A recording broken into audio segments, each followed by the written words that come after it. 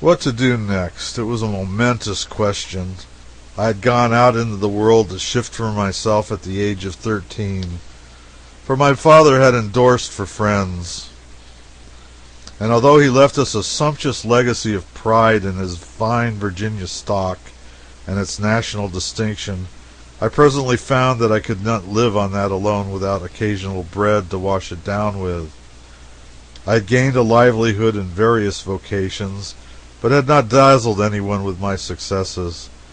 Still the list was before me, and the amplest liberty in the matter of choosing, provided I wanted to work, which I did not after being so wealthy. I had once been a grocery clerk for one day, but had consumed so much sugar in that time that I was relieved from further duty by the proprietor. Said he wanted me outside so he could have my custom. I had studied law an entire week and given it up because it was too prosy and tiresome. I had engaged briefly in the study of blacksmithing, but wasted so much time trying to fix the bellows so that it would blow itself that the master turned me adrift in disgrace and told me I would come to no good. I had been a bookseller's clerk for a while, but the customers bothered me so much that I could not read with any comfort, and so the proprietor gave me a furlough and forgot to put a limit on it. I had clerked in a drugstore part of a summer, but my prescriptions were unlucky, and we appeared to sell more stomach pumps than soda water, so I had to go. I had made myself a tolerable printer under the impression that I would be another Franklin some day, but somehow had missed the connections thus far. There was no berth open in the Esmeralda Union, and besides, I had always been such a slow compositor that I looked with envy upon the achievements of apprentices of 2 years' standing. When I took a take foreman on the habit of suggesting that he wanted some time during the year, I was a good average St. Louis and New Orleans pilot, and by no means ashamed of my abilities in that line. Wages were $250 a month and no board to pay. I did long to stand behind a wheel again and never roam any more, but had been making such an ass of myself lately in grandiloquent letters home about my blind lead and my European excursion that I did what many and many a poor disappointed miner had done before. Said, "It's all over with me now, and I will never go back home to be pitied and snubbed." I had been a private secretary, a silver miner, and a silver mill operative, and amounted to less than nothing in each. And now, what to do next? I yielded to Higby's appeals and consented to try the mining once more. We climbed up on the mountainside and went to work on a little rubbishy claim of ours that had a shaft on it 8 feet deep. Higby descended into it and worked bravely with his pick till he had loosened up a deal of rock and dirt. Then I went down with a long-handled shovel, the most awkward invention yet contrived by man, to throw it out. You must brace the shovel forward with the side of your knee till it is full, and then with a skillful toss throw it backward over your left shoulder. I made the toss, and the mess landed just on the edge of the shaft, and it all came back on my head and down the back of my neck. I never said a word, but climbed out and walked home. I inwardly resolved that I would starve before I'd make a target of myself and shoot rubbish at it with a long-handled shovel. I sat down in the cabin and gave myself up to solid misery, so to speak.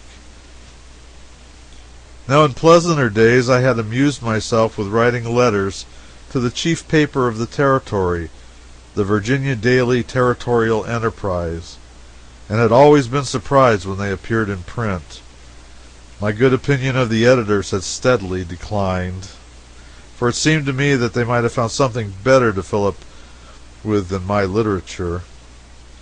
I found a letter in the post office as I came home from the hillside, and finally I opened it. Eureka! And I never did know what Eureka meant, but it seems to be as proper a word to heave in as any when no other sound offers. It was a deliberate offer to me of $25 a week to come up to Virginia and be city editor of the Enterprise. I would have challenged the publisher in the blind lead days. I wanted to fall down and worship him now.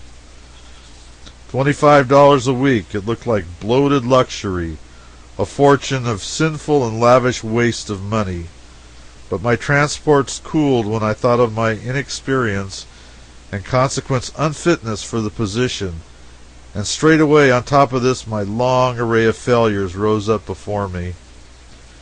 Yet if I refuse this place, I must presently become dependent upon somebody for my bread, a thing necessarily distasteful to a man who had never experienced such humiliation since he was 13 years old.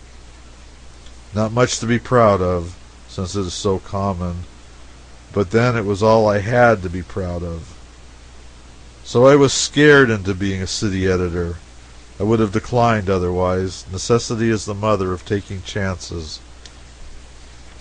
I did not doubt that if at the time I had been offered a salary to translate the Talmud from the original Hebrew, I would have accepted, albeit with diffidence and some misgivings, and thrown as much variety into it as I could for the money.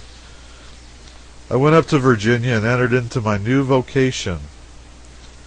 I was a rusty-looking city editor, I am free to confess. Coatless, slouch hat, blue woolen shirt, pantaloons stuffed into boot tops, whiskered half down to the waist, and the universal Navy revolver slung to my belt. But I secured a more Christian costume and discarded the revolver. I had never had an occasion to kill anybody, nor ever felt a desire to do so, but had worn the thing in deference to popular sentiment, and in order that I might not, by its absence, be offensively conspicuous and a subject of remark. But the other editors and all the printers carried revolvers. I asked the chief editor and proprietor, Mr. Goodman, I will call him, since it describes him as well as any other name could, for some instructions regarding my duties, and he told me to go all over town and ask all sorts of people all sorts of questions and make notes of the information gained and write them out for publication.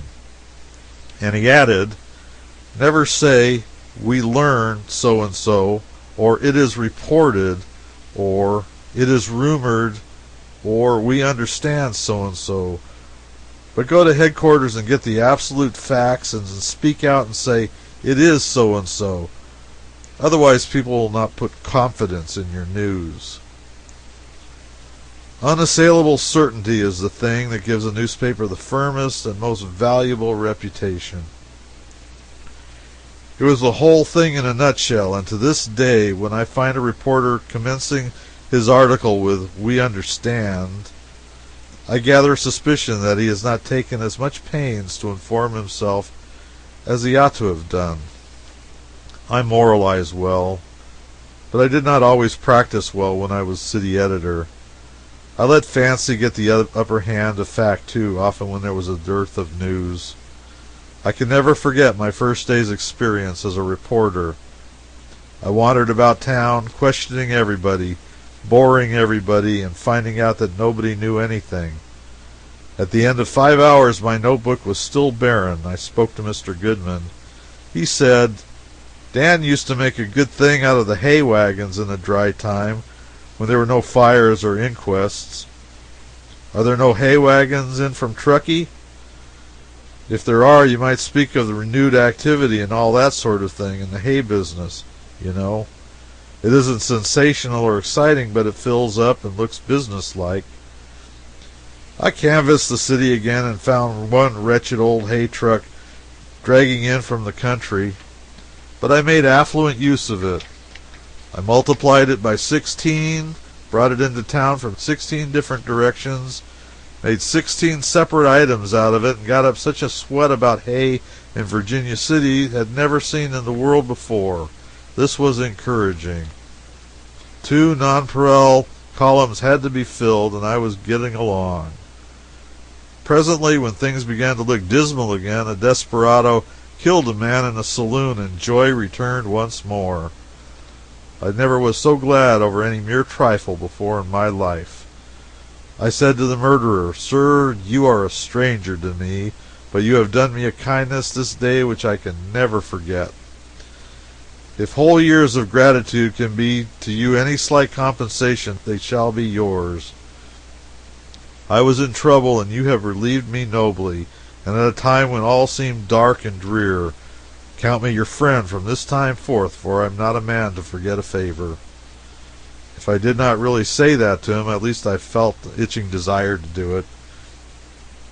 I wrote up the murder with a hungry attention to details, and when it was finished, experienced but one regret, namely that they had not hanged my benefactor on the spot so I could work him up too. Next, I discovered some immigrant wagons going into camp on the plaza and found that they had lately come through hostile Indian country and had fared rather roughly.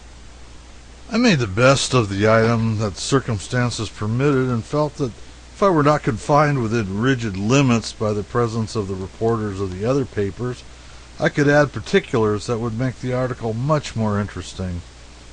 However, I found one wagon that was going to California and made some judicious inquiries of the proprietor. When I learned, through his short and surly answers to my cross-questioning, that he was certainly going on and would not be in the city next day to make trouble, I got ahead of the other papers, for I took down his list of names and added his party to the killed and wounded. Having more scope here, I put the wagon through an Indian fight that to this day has no parallel in history. My 2 columns were filled. When I read them over in the morning, I felt I had found my legitimate occupation at last. I reasoned within myself that news, and stirring news too, was what a paper needed, and I felt that I was peculiarly endowed with the ability to furnish it. Mr. Goodman said I was as good a reporter as Dan. I desired no higher commendation. With encouragement like that, I felt I could take my pen and murder all the immigrants on the plains if need be, and the interests of the paper demanded it.